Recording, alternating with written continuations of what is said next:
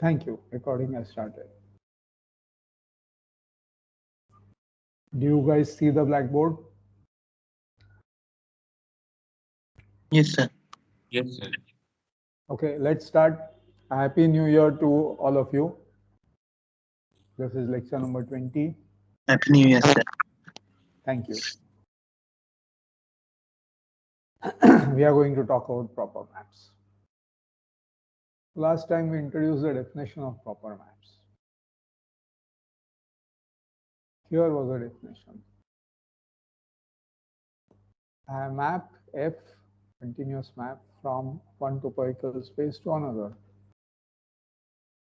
We say that this is a closed map if the image of any closed subset in X is a closed subset in Y. And we say that F is proper if for any space Z, every such space, take X cross Z and a map going to Y cross Z, the map is F cross identity of Z, meaning it sends the pair small x comma small z, which is a point here, to fx comma z in y cross z. So to the first coordinate, you apply f. To the second coordinate, you apply identity, meaning you leave it as it is. If this map is closed for every space z, then we say this map is proper. So to check that you have understood the definition, let me ask you some simple questions.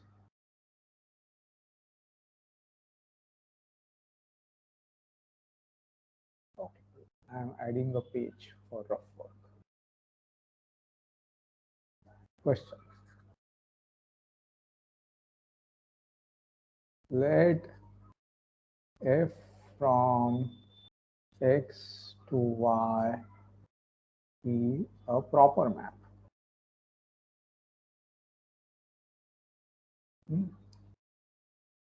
Is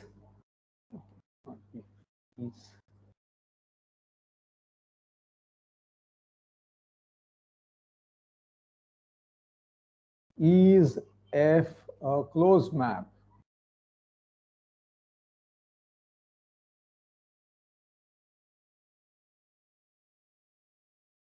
Somebody answer. So if you take Z to be empty set, then Now, who is speaking? sir, Anuj. Sir. Anuj, yes, Anuj. If I took Z to be an empty set, what would be X cross empty set? Tell me. It's X again. X cross empty is X. What are the points of X cross empty? That is empty again. That's empty again, correct. So, Anuj, you want to change your answer?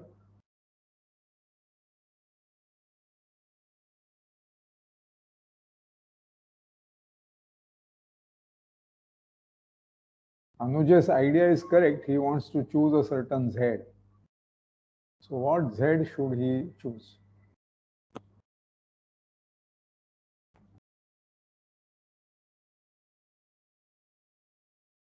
His idea is correct. He wants to choose such a Z that X cross Z should be back to X and Y cross Z should be just Y again. So what Z should he choose?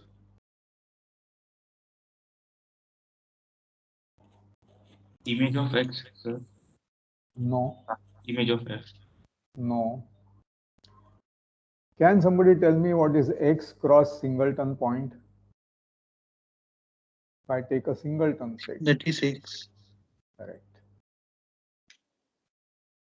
So Anuj, you get your idea. What should I take Z? Z to be a one-point space. Yes, sir. Then what will be X cross point to Y cross point? This is F cross identity. This is going to send X comma point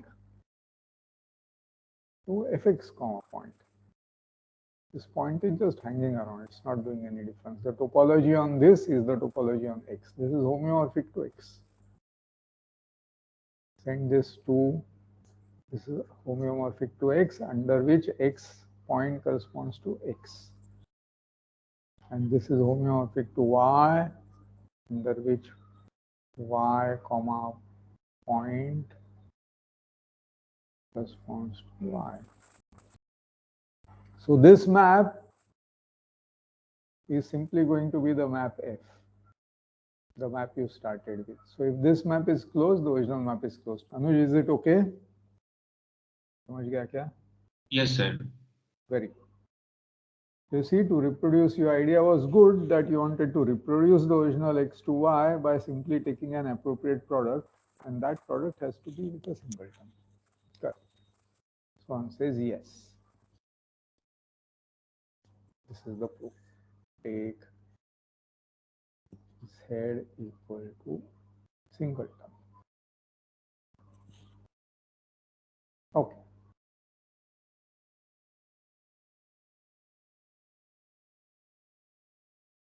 So let's go back where we were. So this proper is something therefore more general than closed. Next, I asked you guys to give me an example of a closed map which was not proper. Not every closed map is proper. So let's call it question A. Now we have question B. Give a closed map. All maps are continuous. I don't go on saying x to y that is not proper. Okay, somebody else answer.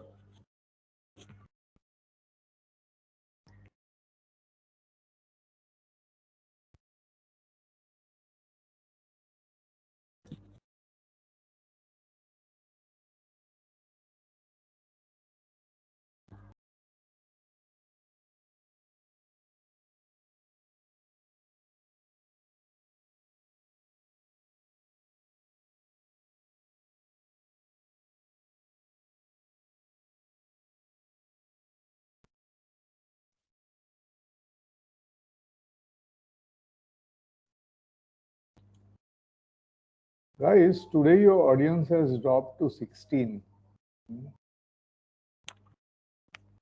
That worries me. Pawan, are you noting down the attendance for all lectures?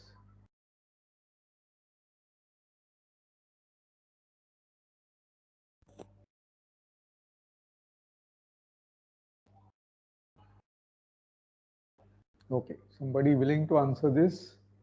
A closed map that's not proper. It was hint, it was done in yesterday's lecture.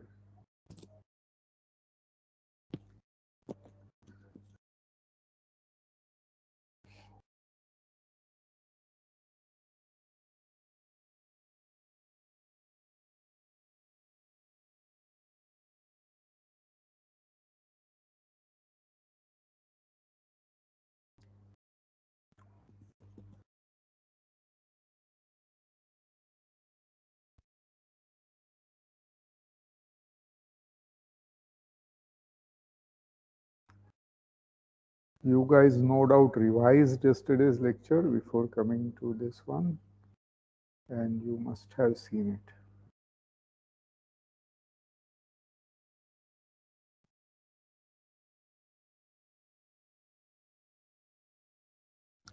Okay. You don't seem to have. And so here is the map that we gave you yesterday that was closed but not proper. And that map was the projection from real numbers to a point. Every subset of a one-point space is closed. Therefore, any closed subset here, its image is closed. Any subset here, its image is closed. So this is a closed map. But if I take its product with R, then this becomes R cross R to R cross point, which means projection, which is sending x comma y to x, depending on what you call x and what you call y. And then there is this hyperbola in R2, which is the closed set, but whose image under the projection is R star, the non-zero real numbers. That's not closed. So showing that here is a closed map which is not proper. You guys follow this answer? समझ गया क्या? You understand that this is a closed map which is not proper? Yes or no? I am very patient. I will wait.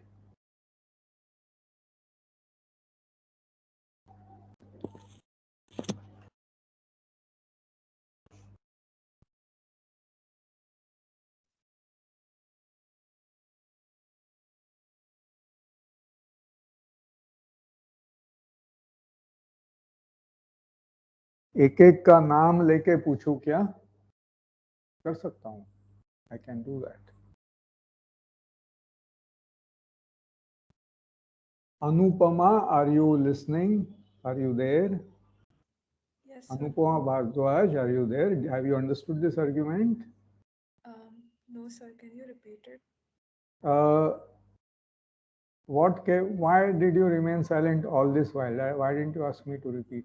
Actually, I was thinking about it, sir. That's very good. That's very good. That's nice. Okay. So I am asking you to show that there is a projection from R2 to R, the x-axis, and it's not a closed map. Now, tell me, where does the projection send the point x comma y?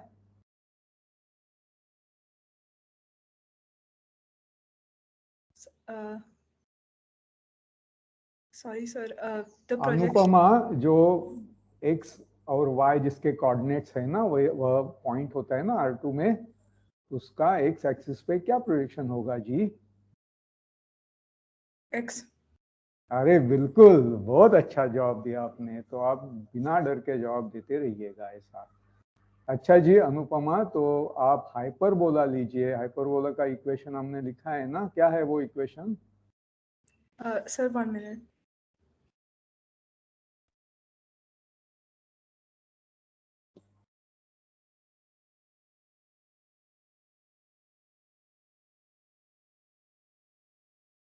आप अपनी screen की तरफ देख सकती Yes, है sir. क्या? It's x y is equal to 1. बहुत अच्छा, आपने पढ़ा उससे, वो ग्रीन कलर में है. बहुत अच्छा अनुपमा. तो वो जो हाइपरबोला है ना, उसका प्रोजेक्शन क्या आएगा एक्स एक्सिस पे? It will. I mean, on the x-axis, it will be like all the points on the x-axis except the 0 point. Correct. So is that a closed subset of the x-axis, Anupama ji? No, it's not closed. नहीं है ना, लेकिन ये hyperbola तो closed है क्या खुद? Yes, yes. तो Okay, यह okay. हाँ, I आप understood. बताइए, अपने शब्दों में बताइए क्या समझ गया आपको? Okay, so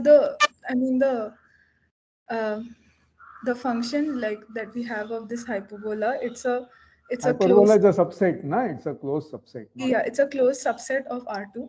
Correct. But it's like when you consider the map, it's not a proper map because like when you consider the projection on the x-axis, it's not yeah. I understood now. Thank you. Very good. So Anupama, see, just a little bit of effort and you understood because you bothered to ask. You replied to me that please explain again, and I explained and you immediately understood. See? Yeah, I'm sorry, I was taking some time to like. No, that's okay. But this shows that you can understand and you can understand quickly. So I want all others paying attention to do the same thing. Like she said, yeah, I don't understand. Please explain again. I explained again. Okay, no? Thank you, sir. Yeah. So keep replying, you see, because all this AFS is designed for you. First. Second, I don't know how much you value it, लेकिन आपको मैं जो पढ़ाता हूँ ना, नहीं मिलेगा किधर. यूनिक है वो. मुझे ही बताना पड़ता है आपको, क्योंकि आप टेंशन ही नहीं देते हैं. तो अगर आप इसको वैल्यू करते हैं ना, you have to show me your effort and attention. If you take time to understand, that's okay. Mathematics does require time to understand, but you have to communicate. You have to say that, yeah, tell this point again or so on. ये किताबों में मिलने वाली चीज नहीं है जो हम आपको पढ़ाते हैं ना. अच्छा, तो let's come to this, that we introduced last time some concept called closed map. Then we introduced a concept called proper map. This proper map is always closed. Just now we said why proper maps are closed. Can Hemant, okay, who is next? Achha, Himanshu. Himanshu, can you tell me why proper maps are closed? We just explained it. You just have to recall. Himanshu Kumar आप है क्या? हिमांशु का जवाब नहीं है. अच्छा, हितेश वानखेड़े आप है क्या?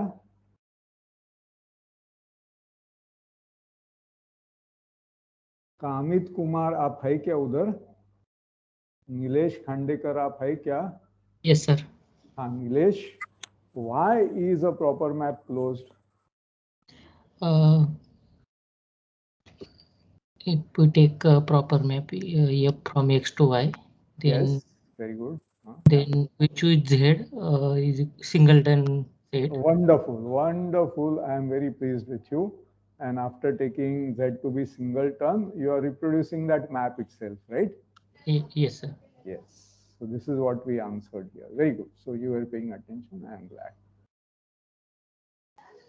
You see, all this you have to think slowly, then you understand. ऐसा नहीं कि 5 मिनट में समझ जाता है. So naturally, like, see, lectures are like you store all this, but then you have to read your yesterday's notes. It's not that you understand it as it is spoken necessarily, no? That's why reading your yesterday's notes and all such things is important. Okay. Okay. So we have introduced these two concepts, that there is something called closed maps, there's something called proper maps, and this is a stronger concept. Anything proper is closed, but everything closed is not proper, such as projection from reals to a point. And then yesterday, ये क्या है? Five settings, storage, medium, source, camp. Okay. Now we come to more generalities about proper maps. So today's talk is about basic theory of proper maps, and which we will continue on Monday. You have to pay attention. You have to ask if you don't understand something. So I want to introduce the concept of compactification of a topological space. So let me give you an example.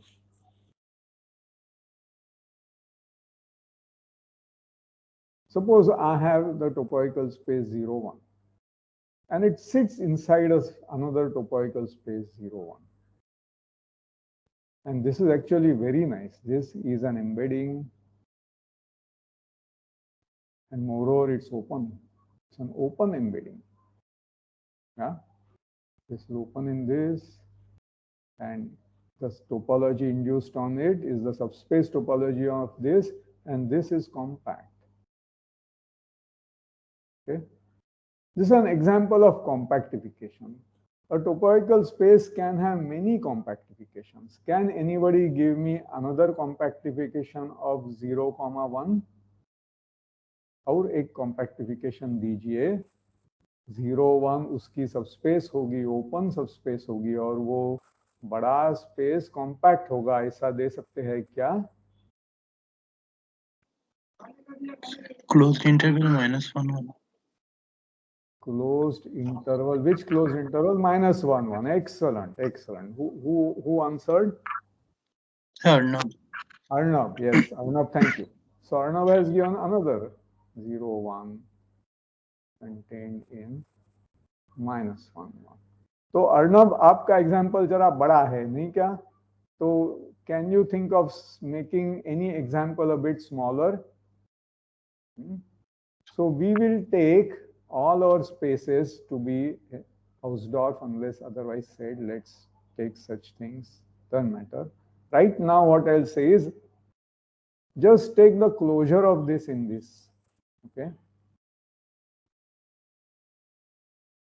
Closed. Okay. Let me wipe this out. We know that compact subset of a Hausdorff space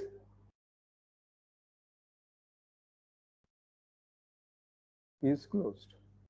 You know that, of course. But if I have closed subset of a compact space,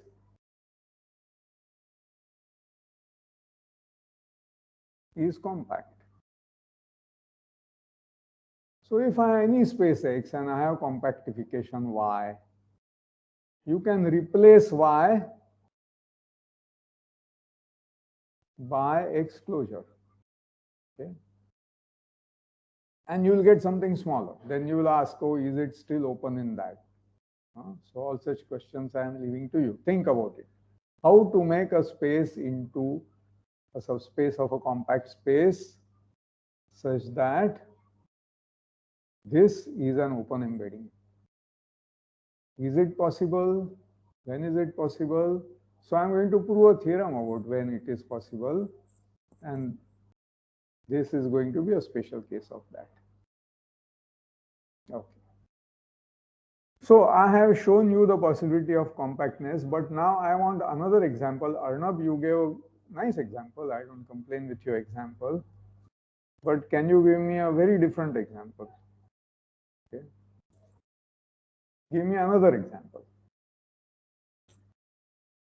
How about a circle? Yes. And circle minus a point, rest of it is 0, 1. Well, somebody will say it is 0, 360, but depends on what units you choose. Somebody else will say it is 0, 2 pi. So by scaling your radians, whatever, arc length, whatever, you can make it 0 to 1. And then S1 is another compactification. And this compactification has the property that exactly one extra point needed.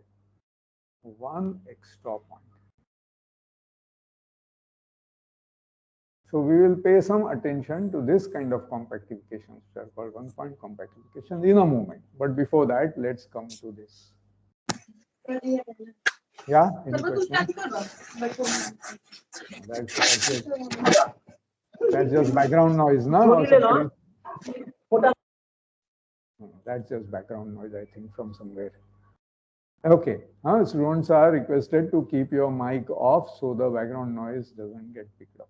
Okay, now, so here's the proposition we'll prove that if X to point is a proper map, then X is compact. Yesterday I told you that I gave it to you as a challenge exercise that show that X to a point is is proper if and only if X is compact. And I told you that, yeah, you can prove it, but I'm not going to enter the proof in the general setup, but under some special circumstances. The reason for that is, in order to talk of convergence in general topological spaces, you need concepts which are more general than sequences. And I have not introduced those concepts. They go under various names such as nets or filters or things of that kind. So let us assume X has a compactification. I am assuming X to a point is a proper map, and I want to show X is compact, and I am assuming X has a compactification. And now I will take Z to be a compactification of X. See, choice staring at us. So now I have X cross Z and projection to point cross Z, which means Z. And the map is going, taking small x comma small z, is going to small x. Now this is closed. Why is this map closed? Can you tell me from our hypothesis? Whose turn is it to answer?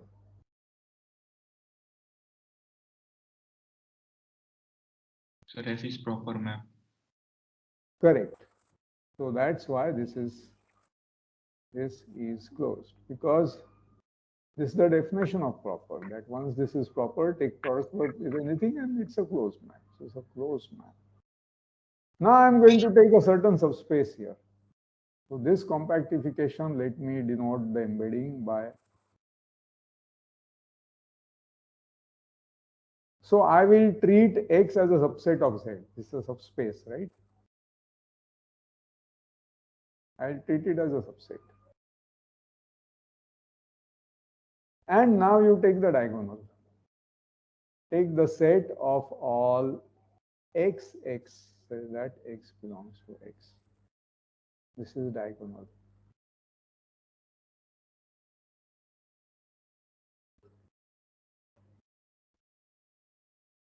I am claiming this is closed.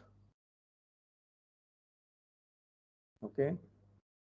Here, as I told you, we will be assuming that we are working with Hausdorff spaces all the time. I can do such things without Hausdorff also, but that requires more sophisticated notions of convergence.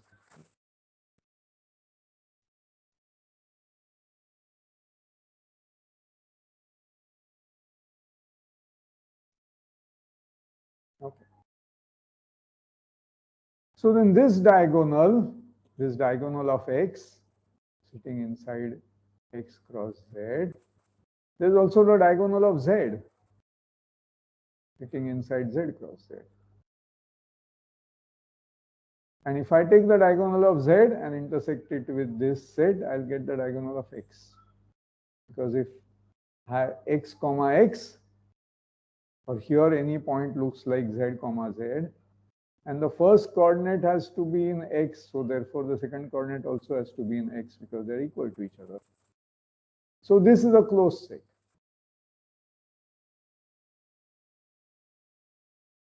This is closed as Z is Hausdorff. Now, what is the image of this here?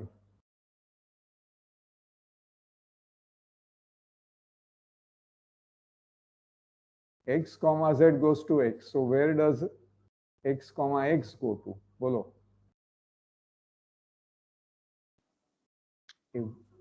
X.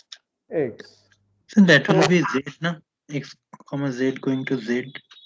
Huh? Sir, here. Yes. Yeah, sorry, I should have said Z. You are right. Misprint. So I should have said that. Correct. Thank you very much. This is the projection. This goes to Z. So X comma X will go to X. Yeah. So what's the image of this here? Every X is here. So yeah, image is X. X. Image of P equal to X sitting inside Z. Okay. I'm treating X as a subset of Z via this embedding. This is a closed set, so its image is closed. So X is closed in Z, right? And Z is compact, and here is a closed subset. And as we just now reminded to you, any closed subset of a compact set is compact. Therefore, X is compact. So we proved this in the Hausdorff case, assuming there is a compactification. This is the case of interest to us, spaces which are Hausdorff and which admit compactifications. All locally compact Hausdorff spaces admit compactifications. And those are the spaces we are going to focus on in the coming week. Okay. So now let's prove the remaining part, that if X is compact, then this projection is a closed map. Now here is a general method I want to advocate to you as you are learning topology. As far as analysis and geometry are concerned, all the nice topological spaces are metrizable. There are important examples which are not metrizable, but most of the things that you'll encounter admit some metric, so that the topology comes from the metric. The actual distance does not matter. So it's important to think of it as a topological space. So it may be the open 0, 1 or it may be the R. Actual distance does not matter. And therefore, you shouldn't use concepts such as Cauchy sequence, which are metric dependent. Okay. But you can assume that there's at least some underlying metric. And so when you try to argue about topological spaces, go ahead and use your intuition about metric spaces. And make an argument using that these are metric spaces. Then try to see if you can discard the use of the metric and purely rephrase your argument in terms of open sets. If you manage to do that, you are now given a topological argument. Okay. So let's follow that strategy. So suppose X is compact and I want to show this projection is a closed map. And this projection is something, I go on repeating, which sends X comma Y where? Last time I had made a misprint. Bolo, where does it go? Y. That's right. Okay. Now assume X and Y are metric space and I want to show it's a closed map. So here is X plus Y. And this is Y. So note the axes have got interchanged. Usually your X is horizontal and Y is vertical, but here the way we have written it has become interchanged. And now let's show closed subspace here. Here's a closed subspace. This is some A. A is closed in X plus Y. Is, and let's call this projection as P. Is PA closed in Y?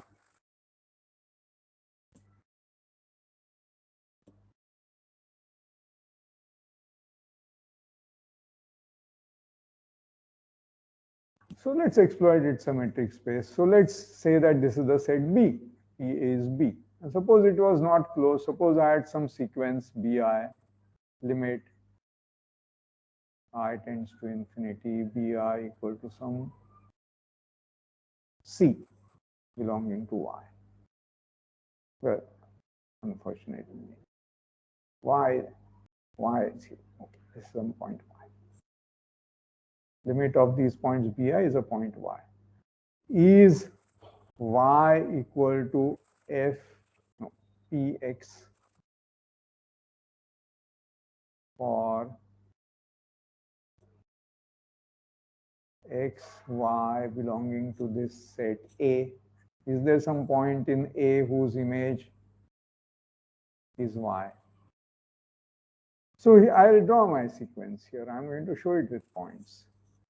Here is Y0. Here is Y1. No, what did we call it? B1. Here is B0. Here is B1. Dot, dot, dot, dot. They're tending to this point here, which is Y. Now, above each point, there's a point in this set. Above this point, there's another point. Above this point, there's another point. Above this point, there's another point, and so on, so on. And I want to know whether there is some point over here. So, because these points are in the image, okay, so each BI is the image of something. So, therefore, there is a point of the kind AIBI, bad name, XIBI. There is some XIBI belonging to C because the image of this is BI. Now, I want you to look at the sequence X0, X1, X2. This sequence is a sequence in X and X is compact. So if I sequence in a compact metric space, what do you know? It has convergent subsequence. It has a convergent subsequence. So discard the superfluous terms and assume that this has therefore some limit X. So if these things have the limit X and these things BIs have the limit Y, then the pairs XI, BI they have the limit x comma y. So this is the limit point of these points. And all these points are in C. And C is closed. Therefore, this limit point is in C. And therefore, y is the image of a point of A. Not C. Oh, I called it A and not C. Okay, I've been changing my names all the time. This is A. This is B. So I finished telling you the proof. I'm going to wait for 30 seconds and repeat the proof. Stare at it. Try to understand. Here's some thinking time for you.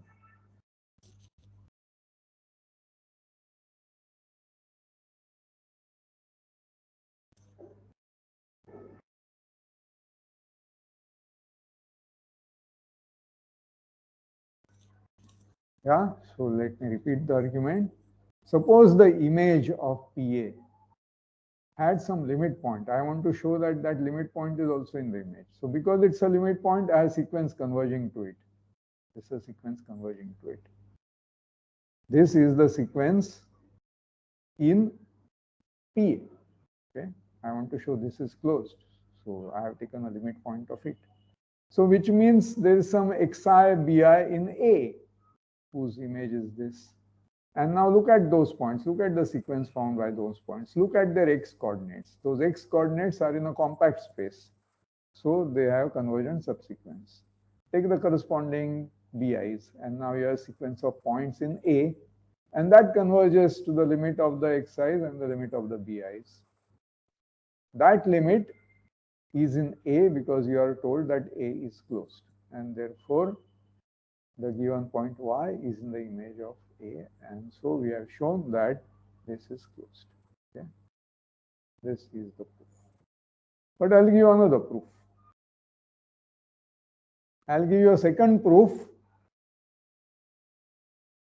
that if X is compact, then P cross Y to Y is a closed map, assuming Y has a compactification.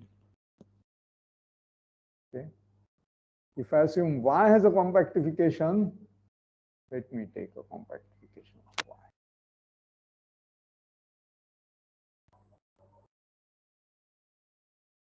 So I'll assume that Y is in Y bar and this is compact. Okay. And this is as an embedding. Now I know that X cross Y bar to Y bar, this is a closed map. This sends X comma some point W to W. This is a closed map. Can you tell me why this map is closed?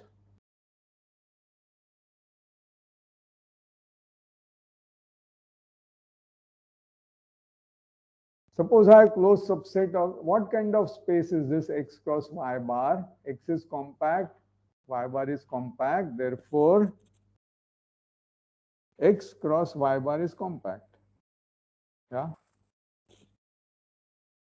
If I need two compact spaces, their product is compact. For metric spaces, you already know that. For topological spaces, two topological spaces, easy exercise. Any family of topological spaces, it's a difficult statement equivalent to the axiom of choice. But just for two, it is an easy statement.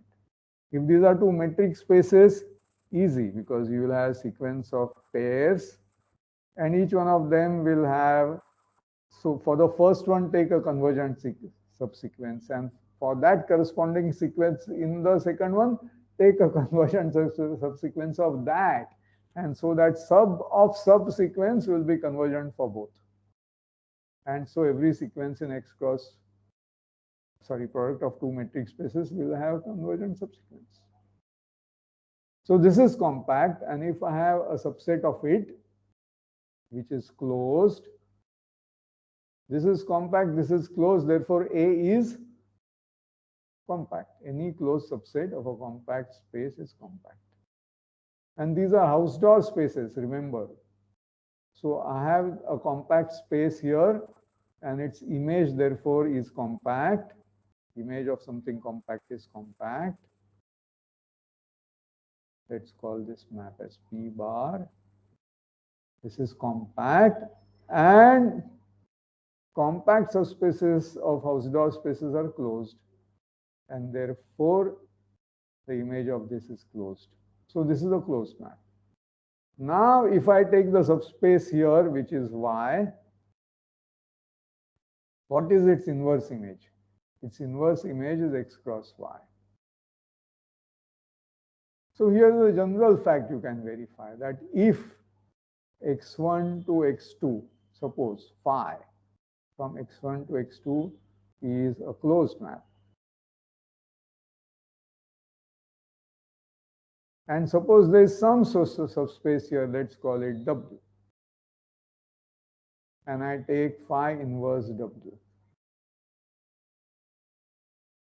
then, and restrict phi, I'll again call it phi, then phi restricted to phi inverse W, from phi inverse W to W is again a closed map. And therefore, because this was a closed map, this was a closed map because any closed subset here was compact, therefore its image was compact, and compact was closed because this was assumed to be Hausdorff, and so this was a closed map. And now I have taken a subspace here, and its inverse image is this X cross Y. Therefore, this map is a closed map. This is what we wanted to prove. So we have proved that if X is compact, then this is a closed map. So under the assumption of Hausdorff compactifications for Hausdorff spaces, we have proved this. Okay, that if some x to a point is proper, if and only if X is compact. This somehow got overwritten by this. I don't know where it came from. I don't know how to get rid of this either. Okay, let me try this.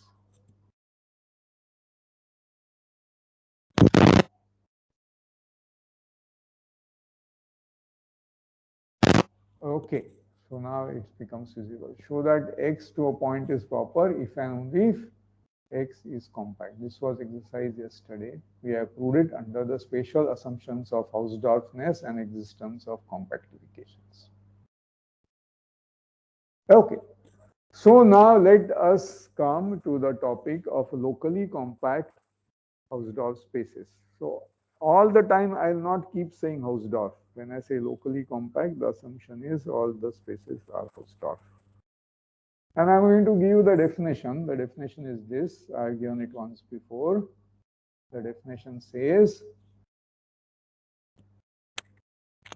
Hausdorff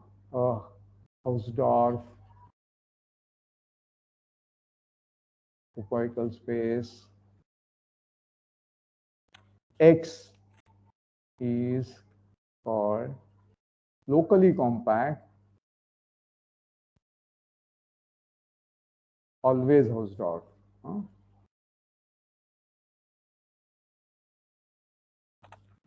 If, so here is X. You take any point X and take any open neighborhood U. And inside that there should be a compact neighborhood, meaning what's a compact neighborhood? So there should exist something, this is compact, and inside that there is again some open.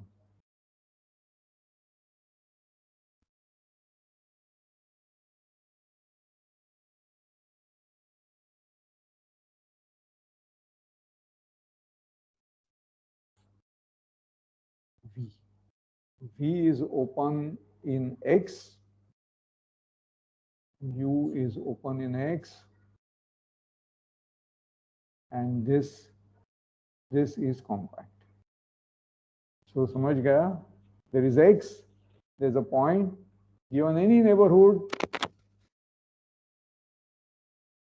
given any neighborhood of a point, here's a point, given any neighborhood of the point, inside that is some compact set, inside which is a smaller neighborhood. Okay, so that is the meaning of locally compact. So I have to give you examples and non-examples. So example, is R locally compact?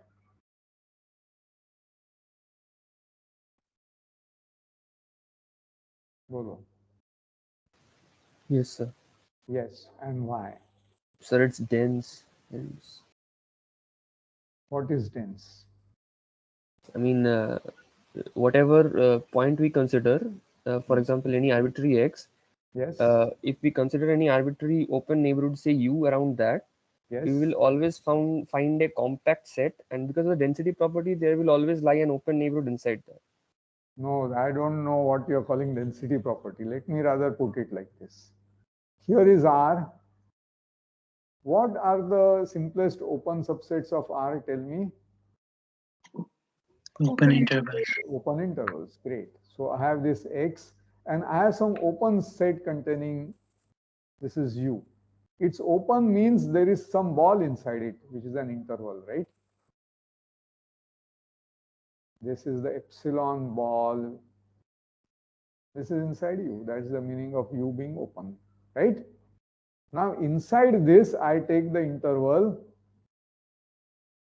x minus epsilon by 2, x plus epsilon by 2.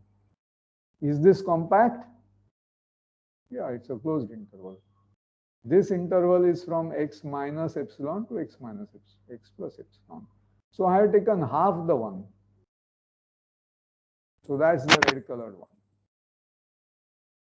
This is the red colored one. And now inside that, is there another open? The light blue colored one? Is there another open neighborhood inside this one? Yes, you can simply take the open interval x minus epsilon by 2 and x plus epsilon by 2.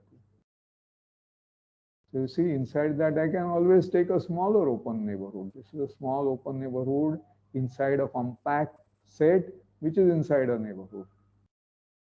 So such things are called compact neighborhoods. A compact neighborhood of a point is a compact set containing the point such that there is an open set containing the point inside that compact set.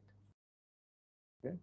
So every point, so any neighborhood of a point should contain a compact neighborhood of the point. This is the compact way of saying what is locally compact. And remember, all the time, today we are with Hausdorff spaces, and same is likely to be the case all of next week, except that when we manufacture new spaces from old spaces, it then becomes our responsibility to check whether the new space is also Hausdorff.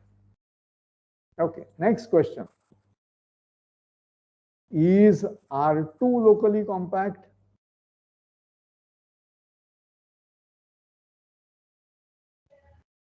Any answers?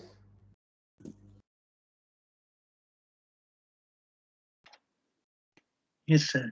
Yes, sir. Why?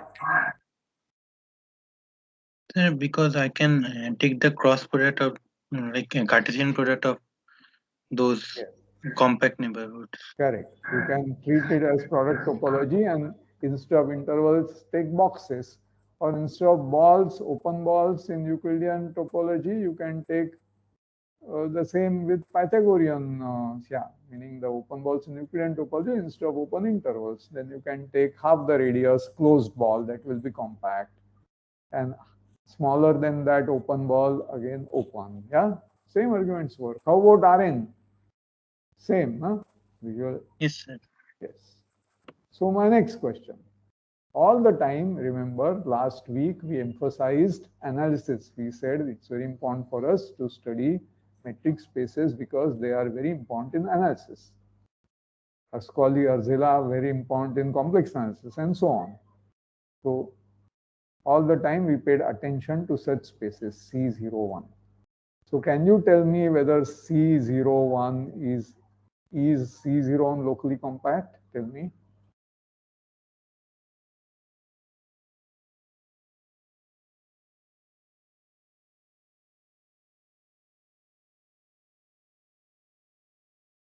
And you are fresh from the last lecture when we talked about how you can bound a function but the derivative remains out of control, and how Cauchy's integral formula is like a miracle which gives you a hold on the derivative just from the function. Yeah, remember all that.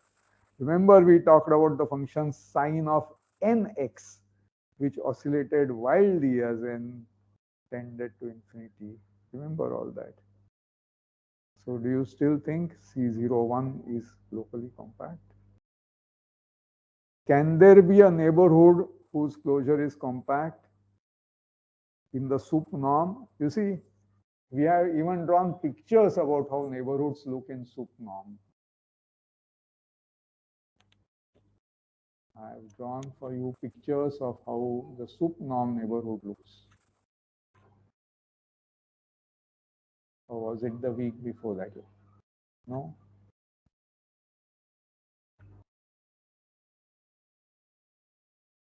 Yeah, must have been before that.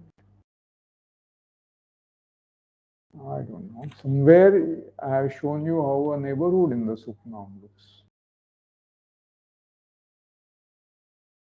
Sup norm and uniform convergence and all these things we have spent a lot of time.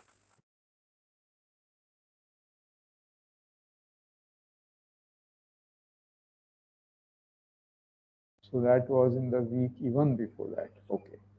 All right. So you see what happens is, even if I take a function, this is my function whose graph in C01 I am drawing, and I'm going to show its neighborhood. Yeah. I'm going to show its neighborhood like this. This is how its neighborhood looks in the sup norm. Okay. Something which comes epsilon below and epsilon above. Okay.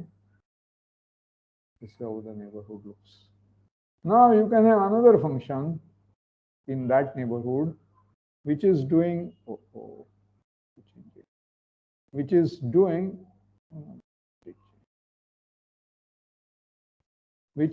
very rapid oscillations, very rapid oscillations. It is within that neighborhood where it's doing very rapid oscillations.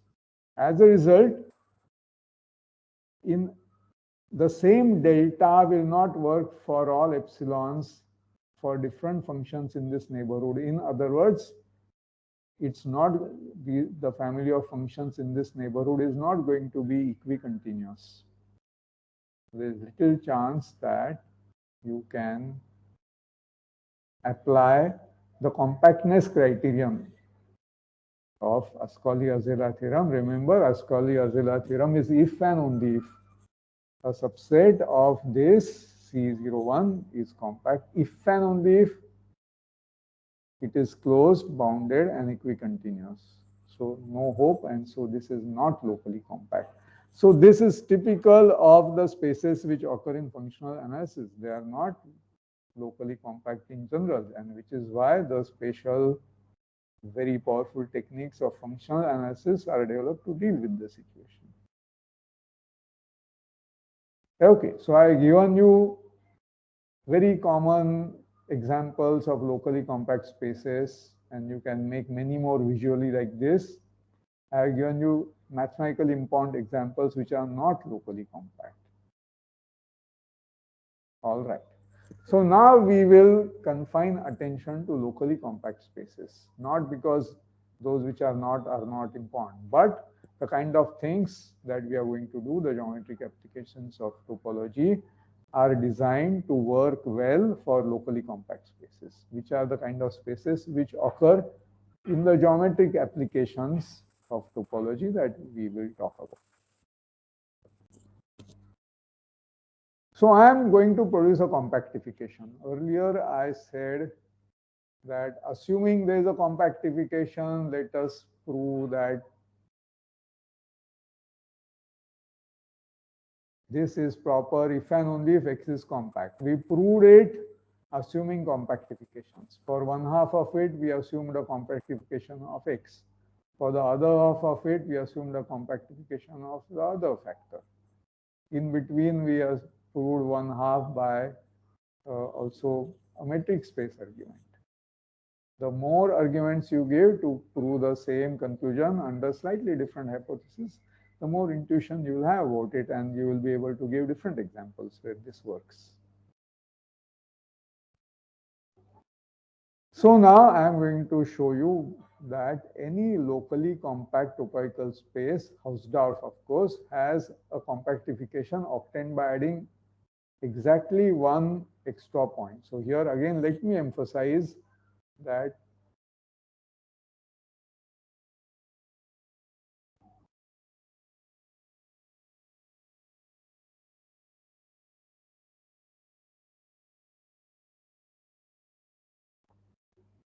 so the properties of this compactification are that this is an embedding and this embedding map is open. So in this one point compactification, your original space you can regard as a subspace. This one is locally compact. This is compact. This is open subset, open subspace. And as a set, this has exactly one extra point.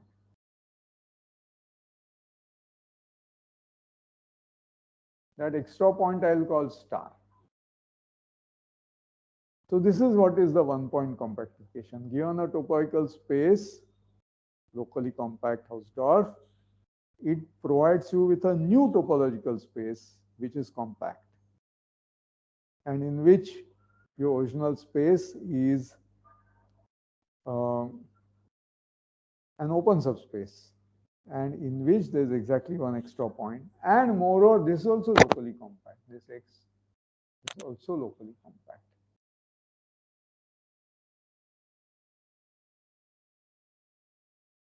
It's not just compact, but it's also locally compact. Okay. So I'm going to produce this one-point compactification. So there are 3 minutes left for me, which means I'll be able to give you the recipe, but the verification will have to wait on Monday. Okay, so here's the recipe. So as a set, take X star to be equal to X disjoint union with one extra point. Now I want to tell you the topology. Okay, one, all open subsets of X are open in. So whatever I prescribe, finally you will have to check that empty set is there, the full space is there, and arbitrary unions are there, and finite intersections are there. All those things you have to check. So all open subsets are X. And now there are some more open sets. How about you may say, none of these open sets contain that point star. That point star is in the topological space. It must have some open neighborhoods. Tell us what are the open neighborhoods of this point. Okay, so the second kind of thing is, if K inside X is compact, then X minus K union this extra point star is open in X star. So that's it. These are the open subsets. So check homework.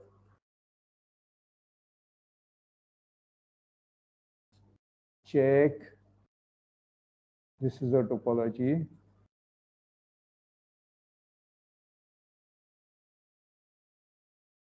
And check X star is compact, and all the rest. And I'll do it in class, but I want you to dirty your hands trying to prove all this.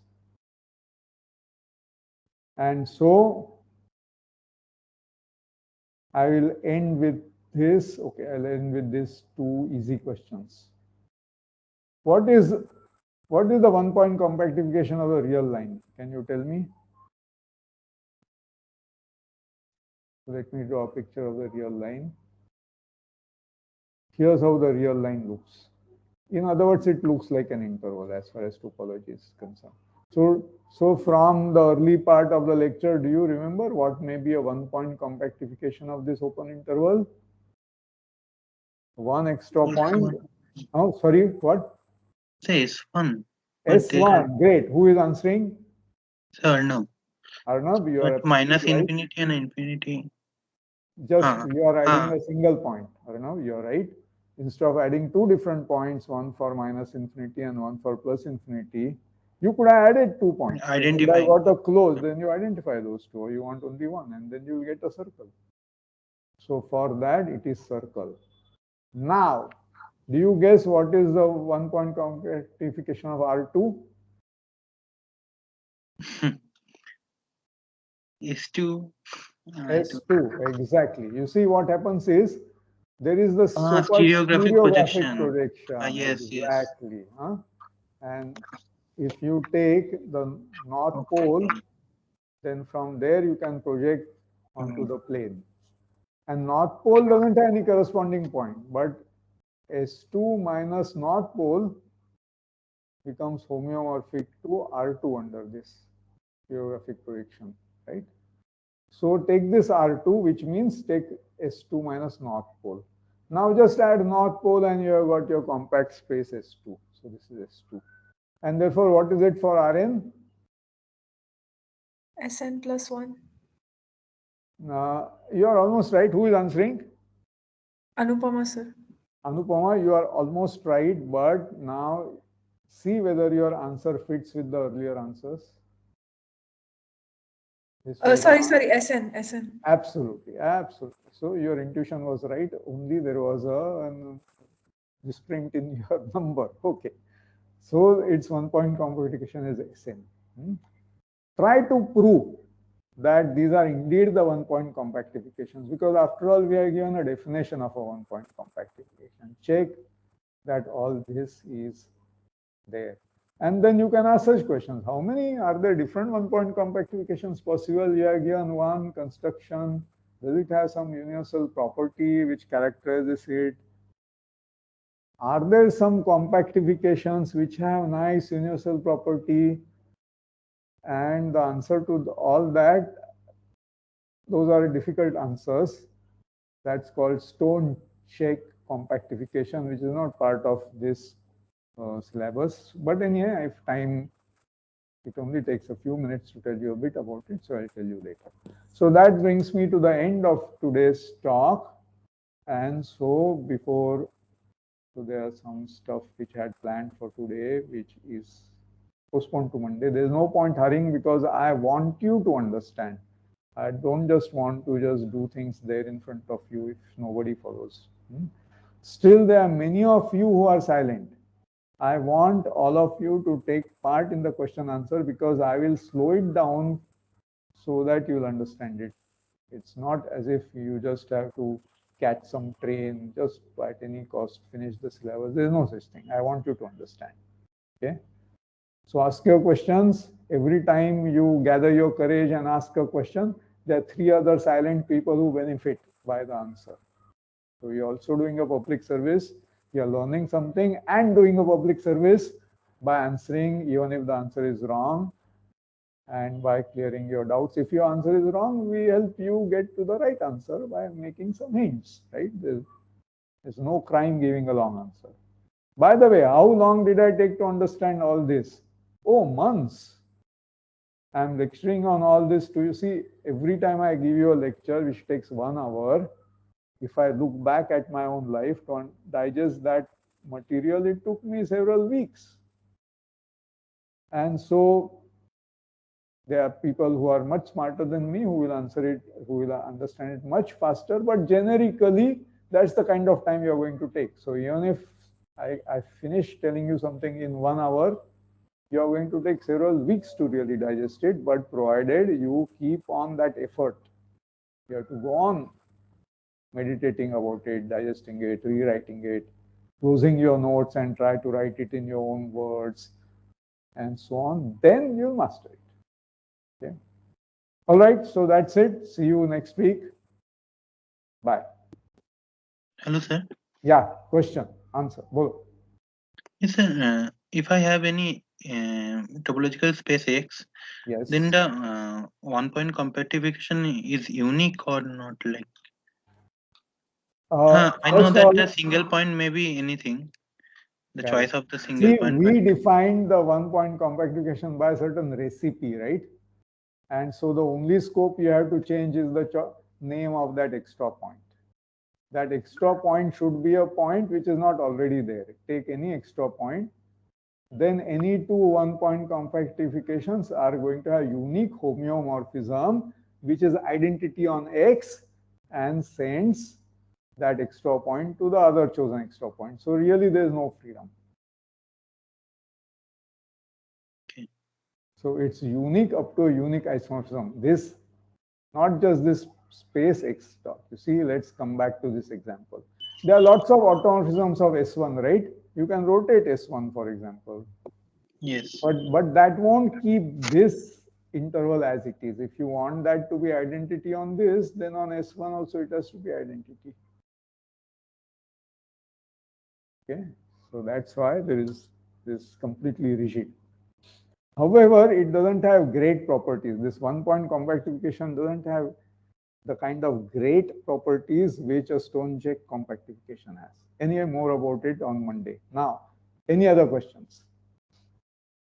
Yes, sir. From the previous part, like, see, I have a topological space X with discrete topology. Yes. Now I consider all those singletons. Yes. From that X, then like I have a vague idea, like the coproduct topology and product topology is same there. Is that correct? What do you mean co-product topology and product topology? You have an infinite set and you are given a discrete topology. So what co-product and what product? You are saying product of two discrete spaces? Is that what you are asking?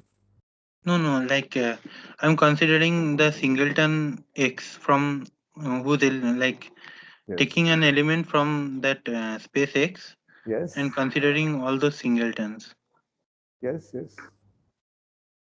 Then the coproduct topology I get there. On what? You are taking, you are regarding that space as the co-product of those individual points, is it? Yes. And that will be the discrete topology. You're right. Absolutely. So if I have any discrete topological space, it is the co-product of the singleton spaces which correspond to its points. Absolutely right. And even if I have an empty topological space, it is the co-product of the empty collection of singleton spaces which are its points. So you don't even have to say non-empty. Every discrete topological space is the co-product of its points. Correct statement. And you, Arnab, you made this statement yourself, so that is good. And it's a correct statement. Yeah, what else? Sir, I was actually thinking about exercise you had given earlier. Okay. Like what is the coproduct topology in the topological, what is the coproduct in the topological groups? Yes. So, and I didn't give you this exercise. I said we will not consider coproduct in topological groups because that will be more difficult than what I want to tackle in your course. We will deal with products. Okay. But I think you are a bit acquainted with co-products in abstract groups, right? That itself is not taught in MSc. Like free products, I am. Exactly. So that is regarded as a bit more advanced than MSc courses. So a usual MSc course does not have co-products of groups. And now, yes, sir, I had some difficulties showing that the free product of family of free groups is free. Yes, and you take free product of Z with itself, that's not abelian, you know that, and so on. Yes. That is the free product on two generators. Okay. So given that this is a bit extra complicated, now doing it with topology will make it more complicated. So I have kept out co-products on particle. That's the reason I am not talking about them. Okay. Any other questions? Okay, so see you next week. I have run out of my time, and see you next week on Tuesday. Next week, my lecture is on Tuesday at 4:45. Okay, it's a different timetable for the last week. So bye-bye then.